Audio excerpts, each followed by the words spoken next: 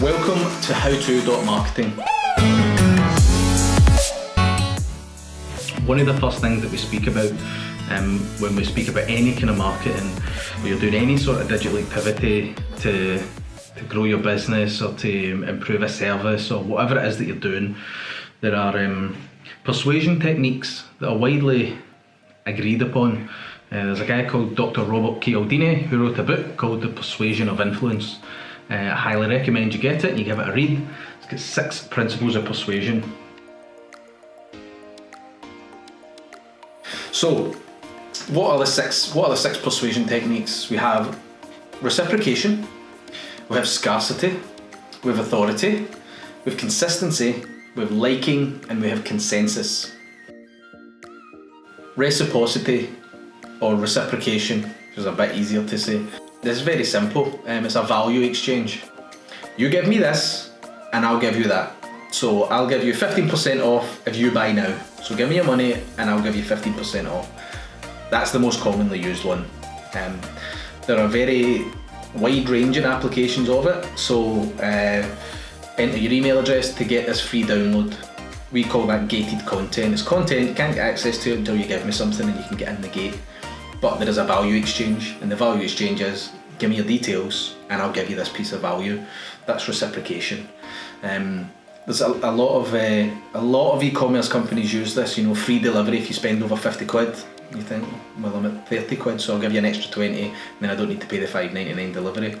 You've actually cost yourself an extra 15 quid, but it's built into you to kind of piece that puzzle together. So it's a key one that works massively well. Now that you know it, you're going to see it everywhere.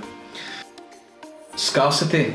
Scarcity is, again, you'll see this in a lot of e-commerce sites, you'll see it in a lot of leisure sites, travel sites, hotel sites, even you know, buying trainers or buying whatever. Limited stock, 5 left.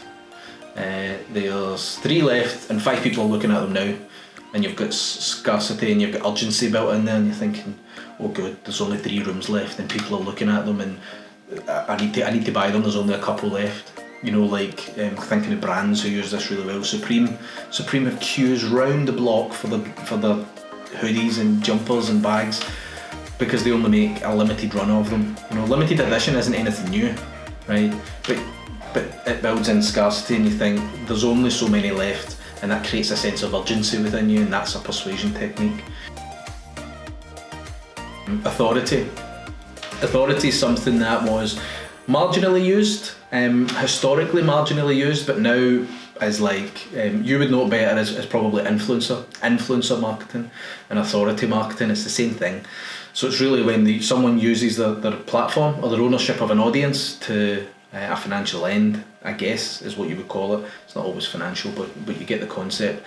So you know, I am, for example, right now, so I've spent 10 years in marketing. I'm a digital director for a company who's working with some top tier global clients, and I've done this for a long time. I'm now imparting what I know onto other folk, and then if I was to recommend, you know, if I say MailChimp's quite a good tool to use, there's a segment of the audience watching this who will then go and look at MailChimp, and that's because they see me as an authority. Same as if I see, you know, Dave Chaffee, or I see some of these other guys, and I see them posting something about a new tool, you know, I'll go and look at it and I'll go and see, well, what is this tool that this authority is speaking about? Consistency is an interesting one. Consistency is about doing things that they've always done. And that's a bit of a strange one, and it can be a bit of a puzzle if you're trying to tap into something that somebody's always done and it's the first time that you've had any engagement with them, and you're maybe an entirely new product or an entirely new concept. How do you tap into that? It's pretty difficult. There are things like expected commonality. So let's say you're launching a new type of news website or blog website. So you would go and look at what the news websites normally look like. Well, they normally have articles, they're normally in boxes, but they're normally all different sizes. Headlines are normally really bold, they're nice and short, maybe 15 words tops. That's the expected commonality. So when I do mine, that's the key concepts that I need to have in place. Or consistency being when folk buy these trainers, they usually also buy a hoodie. You know, whatever it is, packages that come together. You know, you buy paint and you would buy paint brushes, or rollers, you would buy sleeves, etc., etc. So you see the consistency. So by understanding what your audience is doing and what their expectation is, and how that applies to something that maybe done previously, you need to leverage your process to take advantage of that, so that it's familiar. You don't want to have to educate your audience when they land onto your website or when they come to your business and come to your service. That's very difficult to do. You need to bring them from a place of being comfortable and understanding, so that it's nice and natural to go through these processes. Liking is the next key one that we'll speak about. So when we speak about liking, we speak about not that you like the product or you like the service or you like the brand, but we're actually speaking about the people, and to an element, if it's a faceless brand, then the brand. So people buy from, certain people would go to Aldi, which is never normally somewhere convenient. You normally need to travel somewhere to get to Aldi, right? They've got some pretty random locations in Glasgow anyway. But people go to Aldi because the marketing's excellent. It's pretty funny, pretty aggressive with it, and they've got a real good brand, and people like that will then go and say, I like shopping with them. Or John Lewis, people will go and spend extra at John Lewis because they like the family brand. It's a bit more aspirational, it's a bit more expensive, really well known for excellent customer service. Folk that see themselves as that kind of brand themselves, that kind of person, would shop there. As with Sports Direct, as with Argos, as with McDonald's or KFC, every brand, every person, you relate to. Relatability is probably a good way to conceptualise it, but liking is what it's termed as. Like follows like, that's what we would say in the industry. And the last one being consensus. Consensus is pretty much what it says in the tin. It's also known as social proof, but it's that you'll do what everybody else is doing. People have this inbuilt thing that they're actually cheap. We actually like to follow crowds and follow. It's mob mentality, right, in its purest form. But you'll see brands like Burberry. You know, everyone's wearing Burberry, so then you want to wear Burberry. And that's how you see these brands burst onto the scene. So let's talk about maybe Canada Goose. Canada Goose 3 years ago, 4 years ago, nobody'd even heard of, and then suddenly everyone in the UK and wider is spending 800 quid on a jacket because it's Canada Goose. You know, this brand erupted onto the scene and suddenly everybody was wearing it.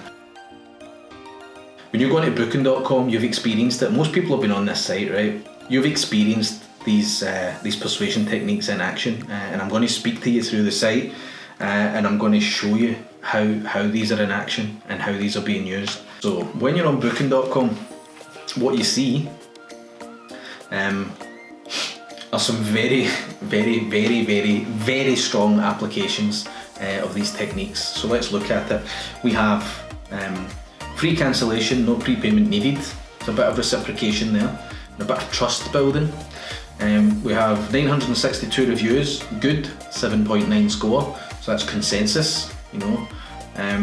We have consistency, because it's the same layout as every other, same layout as Skyscanner, as every hotel site, it's all the same, right? We have £427 down to 256. There's more reciprocation. It should be this price, but it's now this price. We have 6 left at this price on our site, so there's scarcity. So how many did we have there? So we had reciprocation, we had scarcity, authority, because booking.com are a large authority in the space, right? Everybody knows the name, they do a lot of brand building, so they've got authority. Consistency, they've got. Liking, they've got, because they're very good with their branding and very good with their adverts. And they've got consensus. So they've actually got a full sweep of all 6 of the persuasion techniques on one site, to the point where you're borderline anxious when you're on the site, if you're in a buying state. You know, these are all persuasion techniques for conversion. This is a different phase from if you're speaking to someone who is in the discovery phase. So we have different phases in e-commerce, different phases in digital activity that we would look at. Discovery phase is if you search Poland holiday, and you're not buying anything that day that you've searched Poland holiday.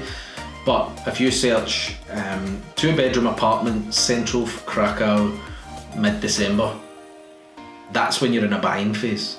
You know, you're now looking at very specific keywords and you're searching a very specific search term which tells this site, which tells me, which tells you this person's looking to spend money. That's when these persuasion techniques are now applied. This person's got money, they're ready to spend, we need to get them over the line. This is the close, this is what these are for. You come on to Booking.com, they've done the brand, so they've got the authority and they've got the liking because their adverts are very good. They've got the discounted price, they've got free cancellation, no prepayment needed, so they've got reciprocation in there. We've got superb reviews. We've got consistency because it's laid out as every other site. We've got consensus. We've got a whole house here on one website, and that's why Booking.com has been and still is the flagship for the application of these. So hopefully that's been of value. And if you've got any questions, as always, just email in and I'll come back to you when I can. Or leave something in the comments if you're looking at this on Instagram or on Patreon. And anything at all, like tell me your stories, how you're applying these, let me know what success you're having. Make sure you're measuring things. You can't manage it if you're not measuring it, so just make sure that you get metrics in place. And failing that, then I'll speak to you next time.